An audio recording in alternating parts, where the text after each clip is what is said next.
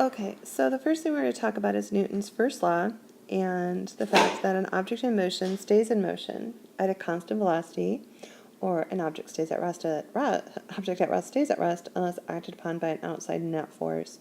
So that's going to really be our focus of this chapter, is what is the net force in all directions, and which way is the object going to accelerate if it accelerates. Now by accelerating, I mean that it changes velocity, or it changes from being at rest to being at a certain velocity. So we have to have a net force for that to happen. So the first thing we're going to do is add up all our forces, get a net force. And then we're going to do Newton's second law, which is that it equal to mass times acceleration. Now, Newton's first law is based on inertia. And that is, the more massive something is, the greater its resistance to move if it's not moving, or stop if it is moving. And our international unit for mass will be kilograms. So for instance, you don't want to get behind a semi-truck at a light, especially if you're in a hurry, because it's going to take so long for the semi-truck to get moving, because it's so massive and it's at rest, and it's going to take a really great force to get it moving. In the same sense, you don't want to cut off a semi on the highway. You don't cut off anyone, but especially a semi, because once they're moving, it's going to take a lot of force to stop moving at that same velocity.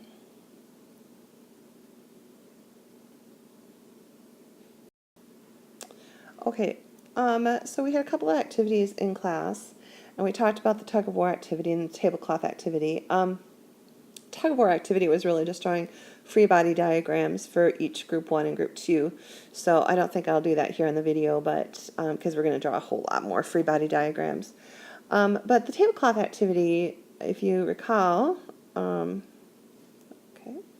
was where I took a tablecloth, we had some beakers of water, and I pulled the tablecloth out from underneath them. Well, these were objects at rest, and they wanted to stay at rest. So when I pulled the tablecloth out, there was a little friction, but I made sure there wasn't a terrible amount of friction. And so really there was no outside force to speak of, and so these objects at rest stayed at rest. It's the same idea if you are driving a car and you wear a seatbelt, of course, because if the car stops, then you want to be able to stop, because if you have a seatbelt on, you'll stop. Otherwise, you're going to keep traveling and go through the windshield. So that's just an object at motion and wanting to stay at that same motion. We're going to draw free body diagrams, and what that's going to allow us to do is to correctly add up all the forces acting on a body. And what we're going to see then is, do we have a net force in a certain direction? And if we do, we know it's going to accelerate. So the first thing you want to do is draw the object in the correct position. So if I have any kind of object, you draw it as a box. Some common forces, F sub g, your gravitational force. Your normal force, it's the electromagnetic force of the ground's electrons pushing on the object's electrons, pushing upward, so the ground on the box. You could have an applied force. You're pulling the box this way. And there could be a frictional force, which we call F sub k or F sub s. So we'll take a look at that more lately. That can be kinetic or static. We'll talk about that later. But these are some common forces. That applied force could be at an angle. You could have an applied force at an angle instead, and we'd have to break that vector down. Another way, very common, that we do is we'll put the object on a ramp. It'll be on an incline. It won't be on a flat ground. And we're going to do a lot of these. You'll probably be pretty tired of them, but we'll have them on a ramp, and we'll have the object on a ramp. Well, gravity still acts straight down. Gravity doesn't change. The normal force, normal meaning perpendicular, is going to be perpendicular to the surface. We could have an applied force acting horizontally. Again, it could go up at an angle, but that'd be the simplest. And then there'd be friction opposing us. So that's another way that you could draw. We looked at this in class too, where we have a person that has balancing themselves on the table with their weight, who's the ground. We had somebody who has pretty good upper arm strength. And their F sub g balanced the normal force from the table. But now, what we did is we moved the tables really far apart. And so then that poor person trying to balance their weight, what basically happened here is their weight didn't change. But boy, that force, if we talk about this as a vector and breaking up these vectors, look how that y force has changed from here to here. So you can see that the net force for this person here, that didn't work out so well. Usually what happened, and we got the tables far enough apart, the person accelerated to the ground. They whoosh down.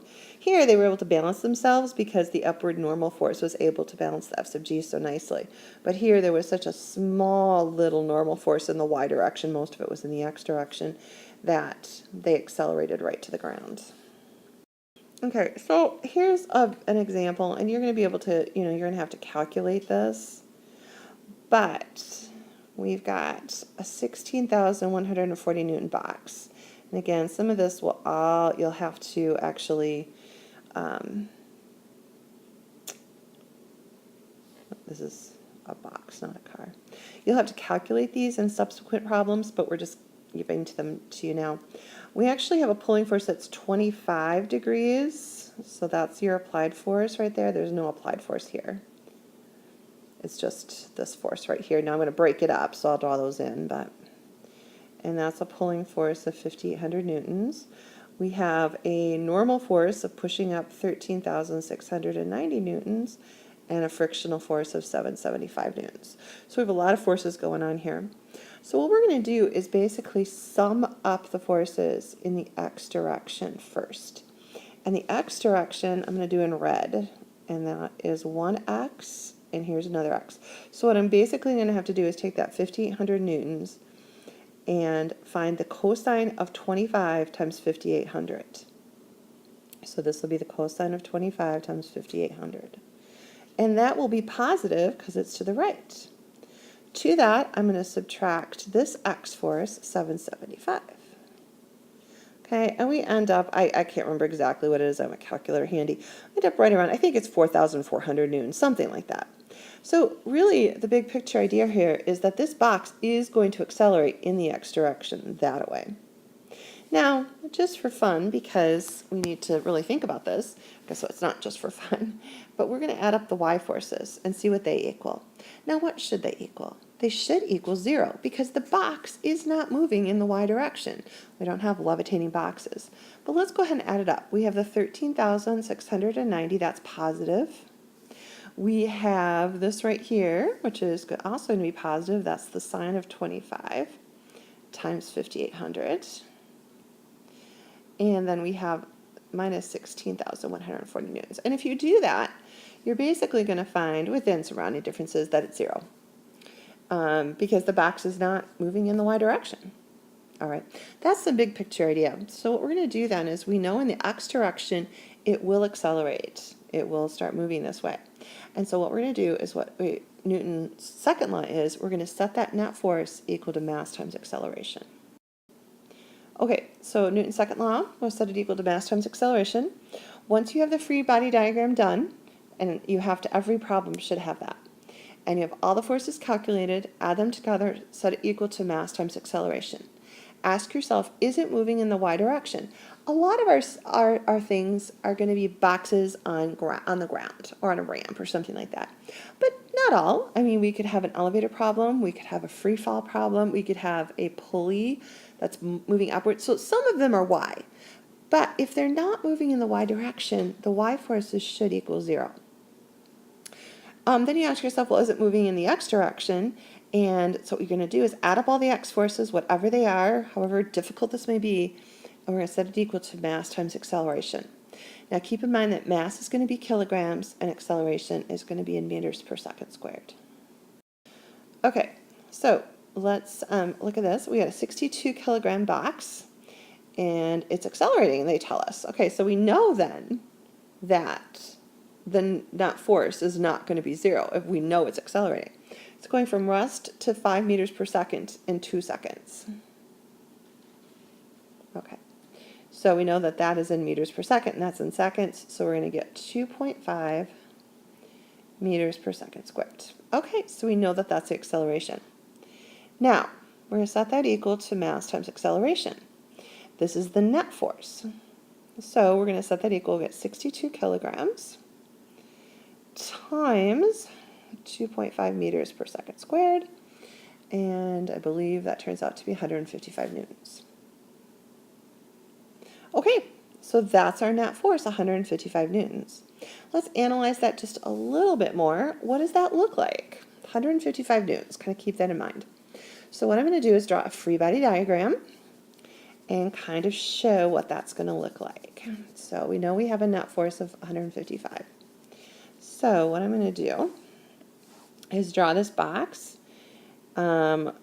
We don't have a ton of information. We know it weighs 62 kilograms. We're going to get into what that means in a minute. Basically, we would take 62 times 9.8, the gravitational pull. But that's for another slide here. There'll be an applied force. Now, we don't know if that's at an angle or not. Now, a couple things about this picture. The first thing we know about this picture is that F sub n equals F sub g. Because as you see, these are the only two y forces that I have, and they have to equal 0. This is a negative force, right? Negative 9.8. So this is a negative. That'll be positive, and they have to add up to be 0 because it's not moving in the y direction. Now, this minus this have to equal that. So F sub a minus F sub k has to equal 155 newtons. So that is actually the total net force. We don't know what the applied force is, we don't know what the frictional force is, but we know that the net force, once you do this, like this could be 355 and that could be 200, who knows. But totally you're going to get 155. Okay, and that ends, we'll go on to another video for the third law.